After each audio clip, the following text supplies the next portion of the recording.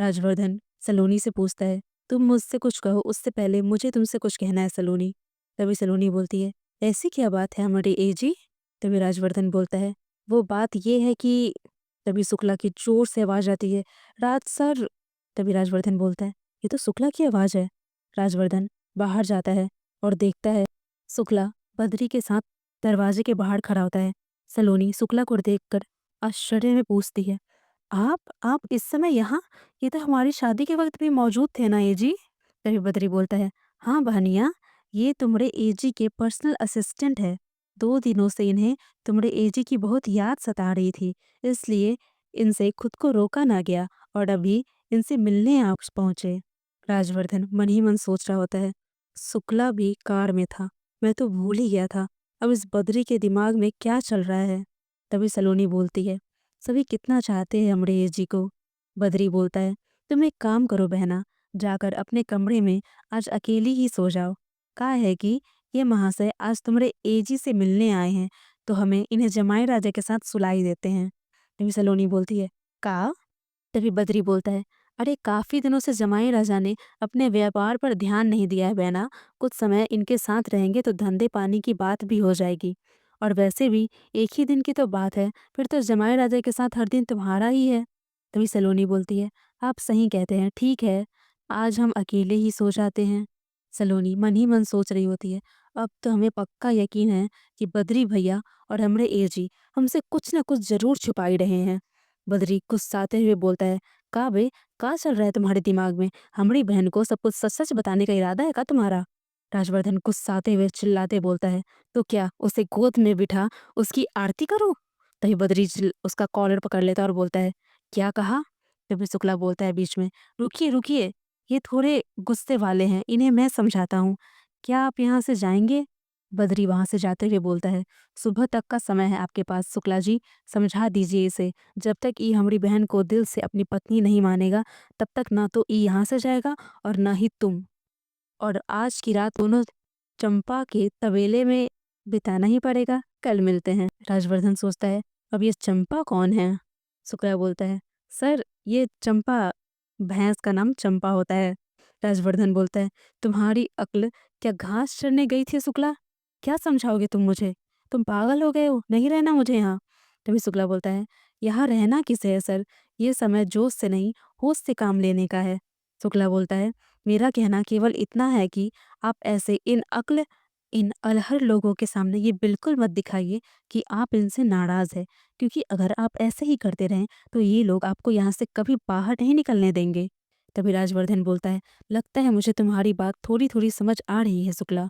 तभी शुक्ला बोलता है, जी सर, एक बार इन लोगों को विश्वास हो गया कि आपने इनकी बहन को अपना लिया है, तब कहीं जाकर ये लोग आपके आगे पीछे घूमना बंद करेंगे, आप पर नजर रखना बंद करेंगे। तभी राजवर्धन शुक्ला से बोलता है, और तब मैं वो करूँगा जो ये अनपढ़ बद्री और इसकी गंवार बहन सलोनी सपने में भी नहीं सोच सकते। तभी सलोनी वहां पहुंचती और बोलती है, एजी? राजवर्धन गुस्से में बोलता है, सलोनी तुम? तभी सलोनी बोलती है, कहा हुआ एजी, आप इतने चौक क्यों उठे? हम तो बस ये पानी की मटकी आपके पास रखने आए थे। तभी राजवर्धन धीरे से बोलता है, इसका मतलब इसने कुछ सुना नहीं। तभी शुक्ला बोलता है, खड़े क्या हैं सर, अभी से अपने नाटक को शुरू कीजिए। तभी राजवर्धन बोलता है, सच कहते हो शुक्ला? राजवर्धन बोलता है, रोने लगता है राजवर्धन जोर जोर से। तभी बद्री बोलता है, अब इतनी रात को गला फाड़कर कौन चिल्ला रहा है? राजवर्धन जोर जोर से रोने लगता है। सलोनी उन्हें देखकर उदास हो जाती है और बोलती है, कहा हुआ है जी, आप एकदम रोने क्यों लगे? तभी राजवर्धन बोलता है, एक तरफ मुझे इतनी अच्छी पत्नी मिली है जो मेरे पानी का भी ख्याल रख रही है, और दूसरी तरफ मैं हूँ जो इस मामूली असिस्टेंट के लिए उससे दूर रात बिताने को राजी हो गया। कितना बुरा हूं मैं। शुक्ला मन ही मन सोच रहा होता है, मैं और मामूली? लो फ्लो में लगता है सर भूल गए कि ये आइडिया उन्हें मैंने ही दिया है। तभी सलोनी बोलती है, कैसी बात कर रहे हैं जी, ये भी भला कोई रोने की बात है? बस आज रात की तो बात है, कल से तो रोज आपको हमारे पास ही तो सोना है। तभी राजवर्धन बोलता है, हाँ हाँ, सच कहती हो, कल से तुम्हारे पास ही तो सोना है। तभी शुक्ला बोलता है, हाँ सर, कल से आपको भाभी जी के पास ही तो सोना है। तभी सलोनी बोलती है, चलते हैं, अपना ध्यान रखिएगा। और पेशाब आए तो कल जैसा हमें ढूंढने मत लगिएगा, पीछे पूरा बाड़ा खुला है। राजवर्धन चिल्लाते हुए शुक्ला के पीछे दौड़ता है और बोलता है, क्या बे, कौन भाभी, अभी तुम्हें बताते हैं। शुक्ला भागते हुए बोलता है, मेरे मुंह से निकल गया सर, कहाँ भागू कहाँ भागू। राजवर्धन अपना जूता लेकर शुक्ला के पीछे दौड़ते हुए बोलता है, भागते कहाँ हो तुम, अभी बताता हूँ तुम्हें मैं। तभी चंपा आती है और राजवर्धन को जोर से अपने सींग से मार देती है। राजवर्धन चक्कर खाकर नीचे गिर जाता है। तभी बद्री वहां पहुंचता है और बोलता है, पूरे घर को सिर पर उठा रखा था, गुड वर्क चंपा। राजवर्धन उठता है और सोचता है, इस गांव में इंसान तो इंसान, जानवर भी मेरी जान के पीछे पड़े हैं। अगली सुबह राजवर्धन फिर नहा रहा होता है और बोलता है, हर हर गंगे हर हर गंगे। राजवर्धन तैयार होता हुआ सोच रहा होता है, जल्दी तैयार हो जा राज। बद्री राज को इस तरह देख मन ही मन सोच रहा होता है, ये शहरी आइटम आज इतनी जल्दी सज सवर कर कहाँ चला। राजवर्धन जोर जोर से बोलता है, सलोनी आज मुझे पूरा गांव घुमाने के लिए ले जा रही है, तुम चलोगे। वैसे तुम हम पति पत्नी के बीच क्या करोगे, बेहतर होगा तुम चंपा के साथ यहीं रुको। तभी सलोनी वहां पहुंच जाती है और बोलती है, चले ये जी। राजवर्धन सलोनी को कमर से पकड़ता है और बोलता है, चलो हमारी सूजी। तभी सलोनी सोचती है, सूजी। तभी राजवर्धन बोलता है, हमारा मतलब है हमारी ओजी। सलोनी और राजवर्धन दोनों गांव जाने के लिए निकल रहे होते हैं। तभी बद्री उन दोनों को देखते हुए मन ही मन सोचता है, ये शहरी आइटम AK-47 से देसी कट्टा कैसे बन गया, एक रात में इतना बड़ा बदलाव। सलोनी और राजवर्धन दोनों गांव घूमने निकल चुके थे। सलोनी राजवर्धन से कहती है, वो है अखरोट चाचा की दुकान। तभी राजवर्धन बोलता है, बड़ा अच्छा नाम है, सुनने में बिल्कुल ड्राई फ्रूट जैसा लगता है। तभी सलोनी बोलती है, ओ की बिटिया का नाम बादाम है, पूरी की पूरी ड्राई फ्रूट की दुकान है इनकी फैमिली लगता है। तभी वहां पता नहीं अचानक से कहाँ से तान्या अपनी कार रोकती है और उतरती है। राजवर्धन तान्या को देखकर पूरा शॉक्ड हो जाता है और जोर से चिल्लाते हुए बोलता है, तान्या, यहाँ। तान्या एक मिठाई की दुकान पर जाती है और बोलती है, अंकल, यहाँ कपूर इंडस्ट्रीज का टेम्पोररी ऑफिस कहाँ है। तभी वो अंकल बोलते हैं, कपूर इंडस्ट्री। राजवर्धन एक दुकान में सामानों के पीछे छुप कर बोलता है, क्या करूँ कहाँ छुपूं। तभी राजवर्धन सलोनी से बोलता है, वो देखो सलोनी, वो दुपट्टा कितनी सुंदर है। तभी सलोनी बोलती है, कहाँ कहाँ। राजवर्धन सलोनी का हाथ पकड़ता है और लेते हुए बोलता है, मेरे साथ इधर आओ। राजवर्धन एक दुपट्टा अपने सर पर रखता है और बोलता है, ये देखो, ये मुझ पर इतना अच्छा लग रहा है, तुम पर कितना जचेगा। तभी सलोनी बोलती है, सच कहते हो हमड़े ये जी। तान्या उस अंकल से पूछ रही होती है, अरे उन्हीं राजवर्धन कपूर की इंडस्ट्री जो शहर से अपने नए प्रोजेक्ट के लिए आपके गांव आए हैं।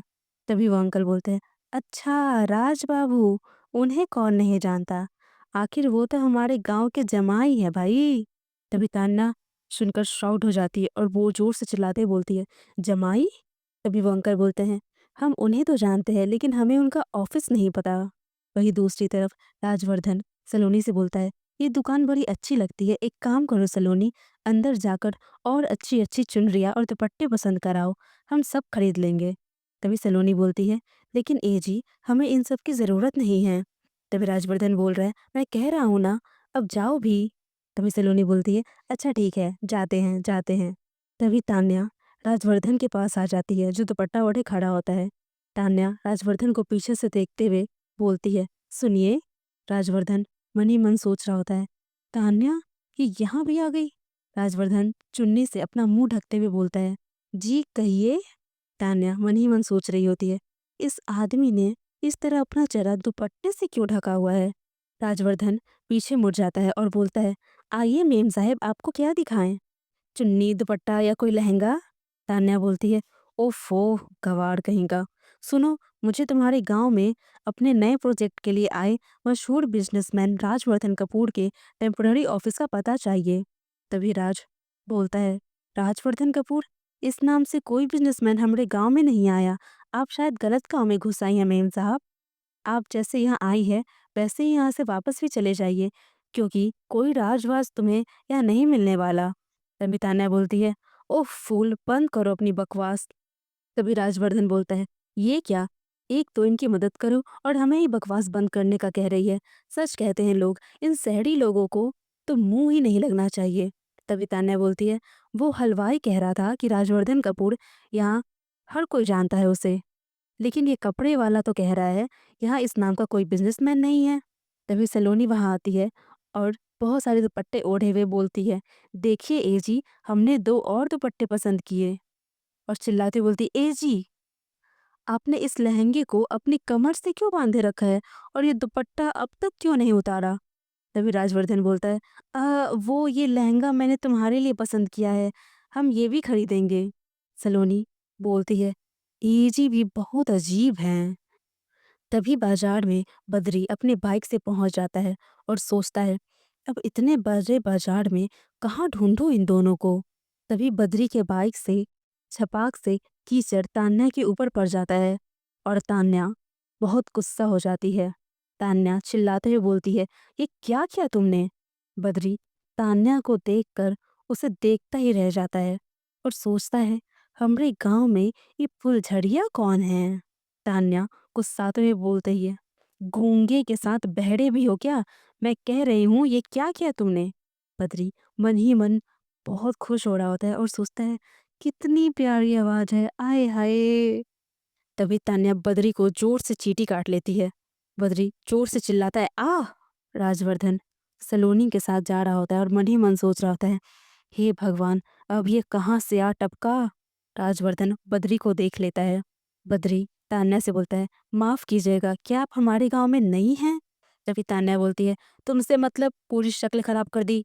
तभी बद्री बोलता है, हमसे मतलब है मैडम जी, आपको देखकर लगता है आप इस गांव में नई हैं और एक हम ही हैं जो आपकी किसी भी प्रकार से मदद कर सकते हैं यहाँ। सही बता रहे हैं। तभी तान्या बोलती है, अच्छा, फिलहाल मुझे किसी होटल का पता बताओ, मुझे कपड़े चेंज करने हैं और अपना ये मुंह साफ करना है। तभी बद्री बोलता है, बस इतनी सी बात, आइए हमारे पीछे बैठ जाइए, ले चलते हैं आपको। तान्या बोलती है, ओह मैन, अच्छी लड़की दिखी नहीं कि लाइन मारना शुरू। अच्छी तरह जानती हूँ मैं तुम गांव वालों को, मैं नहीं चलने वाली तुम्हारे साथ।